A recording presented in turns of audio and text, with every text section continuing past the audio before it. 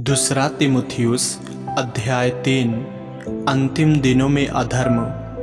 पर यह स्मरण रख कि अंतिम दिनों में कठिन समय आएंगे, क्योंकि मनुष्य स्वार्थी, लोभी, डींगमार, अभिमानी, निंदक, माता पिता की आज्ञा टालने वाले, कृतघ्न, अपवित्र, दया रहित, क्षमा रहित, दोष लगाने वाले, असंयमी, कठोर, भले के बैरी, विश्वासघाती, ढीठ, घमंडी और परमेश्वर के नहीं वरन सुख विलास ही के चाहने वाले होंगे।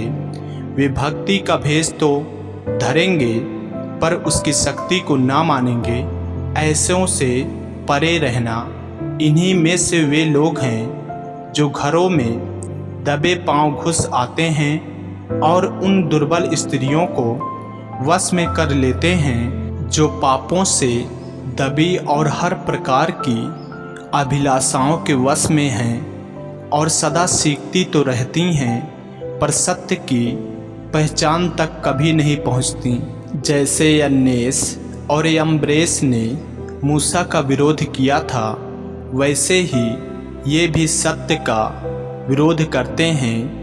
ये ऐसे मनुष्य हैं जिनकी बुद्धि भ्रष्ट हो गई है और वे विश्वास के विषय में निकम्मे हैं, पर वे इससे आगे नहीं बढ़ सकते, क्योंकि जैसे उनकी अज्ञानता सब मनुष्यों पर प्रकट हो गई थी, वैसे ही इनकी भी हो जाएगी।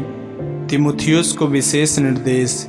परंतु तूने उपदेश, चाल चलन, मानसा, विश्वास, सहनशीलता, प्रेम, धीरज और सताए जाने और दुख उठाने में मेरा साथ दिया। और ऐसे दुखों में भी जो अंताकिया और इकोनियम और लुस्त्रा में मुझ पर पड़े थे, और अन्य दुख भी जो मैंने उठाए हैं, परंतु प्रभु ने मुझे उन सब से छुड़ा लिया। पर जितने मसीह यीशु में भक्ति के साथ जीवन बिताना चाहते हैं, वे सब सताए जाएंगे, परंतु दुष्ट और बहकाने वाले धोखा देते हुए और धोखा खाते हुए बिगड़ते चले जाएंगे।